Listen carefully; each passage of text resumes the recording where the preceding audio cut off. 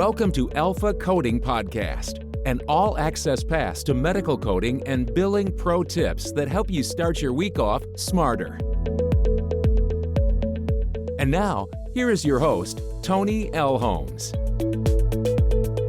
Hello, everyone, and welcome to the Alpha Coding Podcast series. I am your host, Toni Elhoms. Welcome to episode 35 of the podcast. Today is August 31st. Can you believe a whole month has flown by? So my inspiration for today's episode comes from my good friend, Victoria Mole, over at Contempo Coding. And if you have not done so, go check out her YouTube channel, Contempo Coding, and also her podcast. So she posted something on LinkedIn about ways to increase your productivity as a coding professional. And as I was responding to that posting, I thought, wow, there's so many great tips I could give. I might as well just do a podcast episode. So today we're going to talk about my pro tips for upgrading your productivity and efficiency. So before we dive into our topic, it's time for your Monday dose of positivity, the Mindset Monday tip. And it's brought to you by Discount Medical Supply Store. Are you in need of PPE? If so, Discount Medical Supply Store has the lowest prices on all your PPE needs, including N95 masks, respirators, and so much more. Visit our website, alphacodingexperts.com, and head over to the Deals and Discounts tab for a link to take advantage of special pricing on all your PPE needs. So our Mindset Monday tip is all about believing in yourself, and the importance of this cannot be overstated. The quote I want to share with you says, "Believe in yourself and all that you are. Know that there is something inside of you that is greater than any obstacle." And that is what success is all about. It starts with the belief. And yet I find that so few people in the world actually believe in themselves.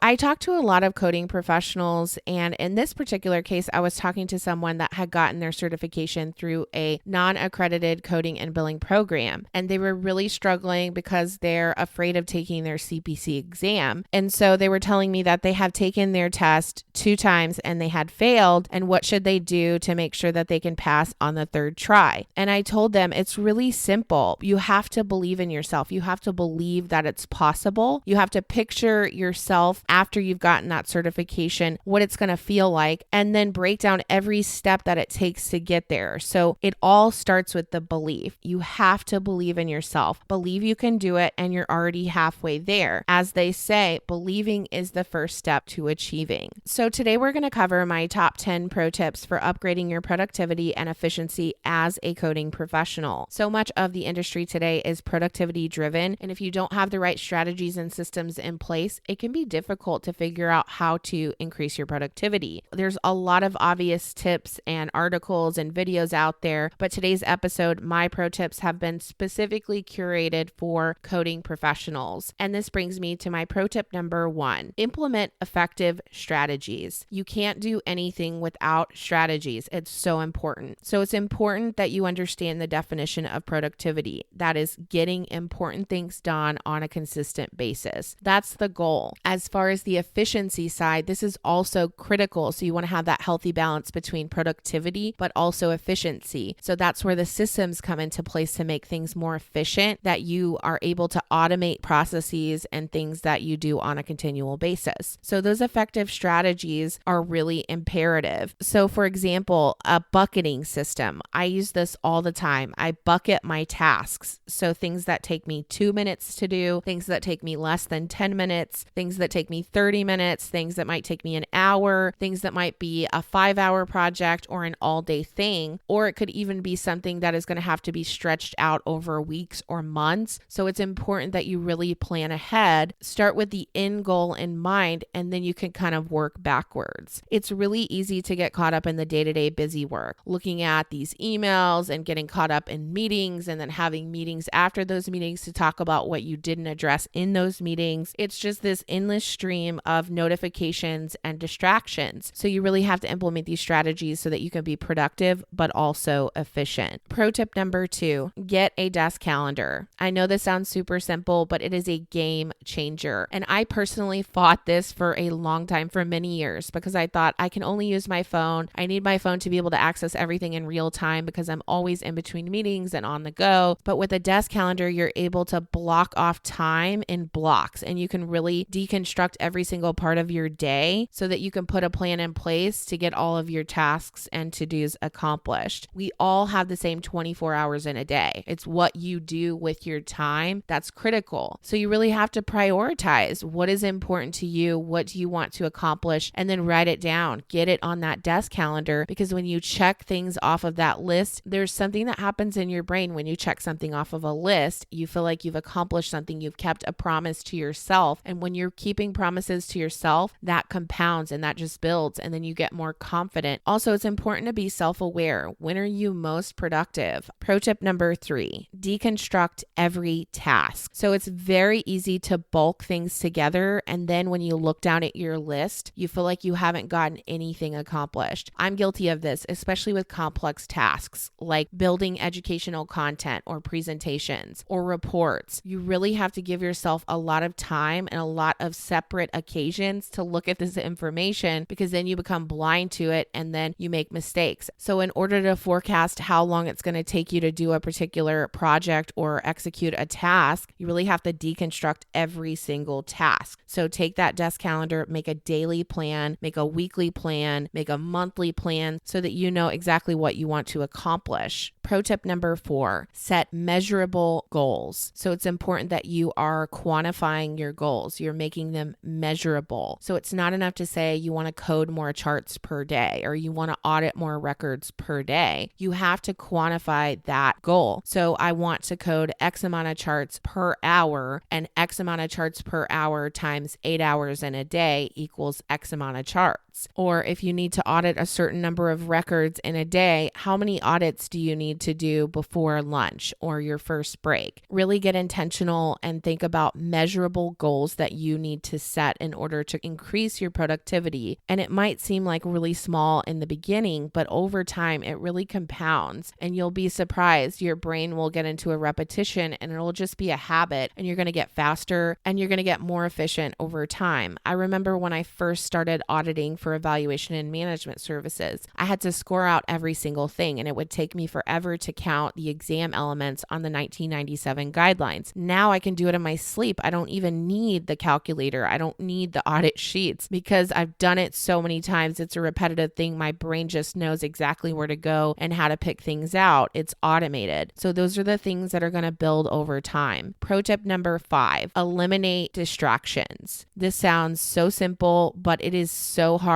for people to turn off the distractions. Turn off your notifications, put your phone somewhere else. Again, it sounds simple, but in the digital age, people are addicted to their phones. When you're distracted, you're not focused on what you need to do, and that's going to cause errors and mistakes that are easily avoidable. It's also going to take away from your productivity. It's really easy to multitask, but you're going to be much more effective if you can focus on one thing at a time. And that's where the bucketing system can really be an effective strategy, because then you've lumped together those tasks that take a certain amount of time, and you can hammer through those tasks all at once. And you've set aside blocks of time in your day to be able to address the more complex tasks. So eliminating these distractions is going to be an effective tool to upgrade your productivity and efficiency. Pro tip number 6, don't compromise quality over quantity. I see this all the time with coding and auditing. There's such disparities in terms of the production quotas for different types of specialties. Now, my friend Victoria Mull talked about this in one of her videos. You really have to advocate for yourself. If you're not able to do quality work because you've got these high quotas that have to be met, you really have to advocate for yourself, because coding evaluation and management services versus a complex spine surgery or brain surgery or cardio surgery, it's not the same. So the productivity standards should not be the same. And you really have to go and be your own advocate and take the data to show the benchmarks are different depending upon the specialty. So it's imperative that you don't compromise quality over quantity, because speed means nothing without accuracy. And this is a tough balancing act in the productivity driven age that we're in today. Pro tip number 7, automation is your best friend. I remember very early in my career, one of my supervisors telling me, work smarter, not harder. Whatever you can do to automate, do it. So if you have templated emails, the same emails that you're sending over and over and over, put together templates. Or if you're doing audits, make sure that you have these canned phrases that you're using in your executive summaries, and you're tweaking them depending on the audit results, but you already have the framework in place so that you can copy and paste and move forward and be more efficient. Pro tip number 8, reverse engineer your week. So review and reflect on the previous week. I make it a habit of every Sunday looking at my previous week, what worked, what didn't work, where do I need to make adjustments, what did I not accomplish that needs to be carried forward for the next week. These are all things that are going to help improve your productivity and your efficiency because you're able to make real-time adjustments. So you want to evaluate from a macro and a micro level. Pro tip number 9, don't let the day run you. How many of us have sat down at the end of a hectic day and thought, wow, I didn't get anything done. I didn't get anything accomplished. It's really important that you implement these effective strategies and systems so that you run the day. You don't let the day run you. Because when you get to the end of the day and you feel like you didn't accomplish anything, that can be carried forward to the next day. And it's just not good for your morale. So don't let the day run you. You run the day. Pro tip number 10, accountability is everything. If you want to achieve a goal, if you want to do something big, tell someone else about it. Tell your friend, tell your colleague, tell your husband, whoever you need to get on board to hold you accountable. That's who you need to tell about your goals because that's going to make you feel more obligated to complete the necessary steps that get you to that goal. Telling somebody that you're going to do something really is a game changer. So grab a pen and paper to summarize my top 10 pro tips for upgrading your productivity and efficiency. Number 1, implement effective strategies. Number 2, get a desk calendar. Number 3, deconstruct every task. Number 4, set measurable daily goals. Number 5, eliminate distractions. Number 6, don't compromise quality over quantity. Number 7, automation is your best friend. Number 8, reverse engineer your week. Number 9, don't let the day run you.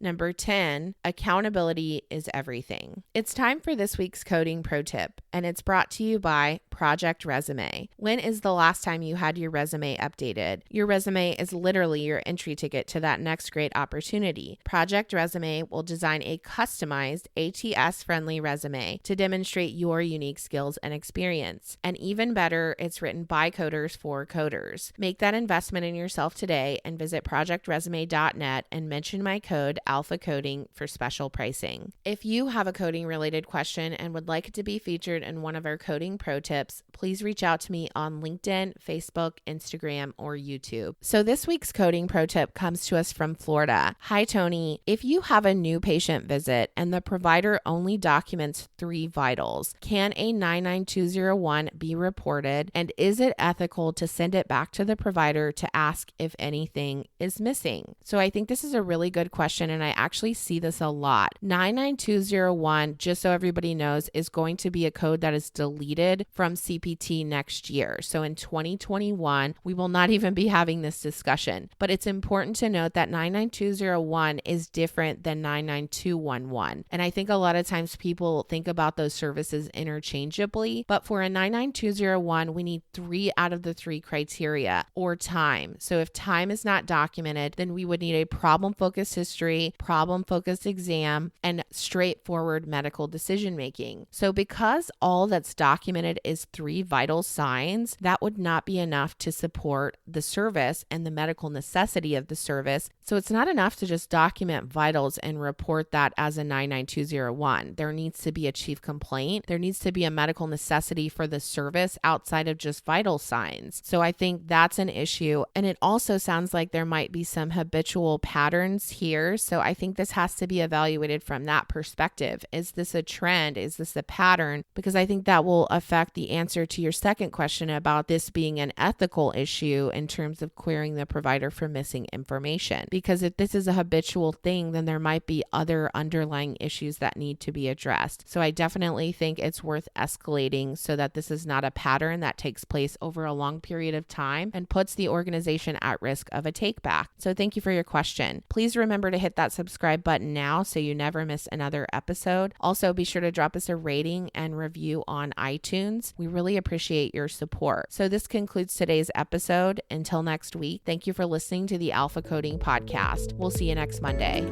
For more information about medical coding and billing pro tips, including how to hire alpha coding experts, follow us on LinkedIn, Instagram, Facebook, YouTube, or visit our website at www.alphacodingexperts.com.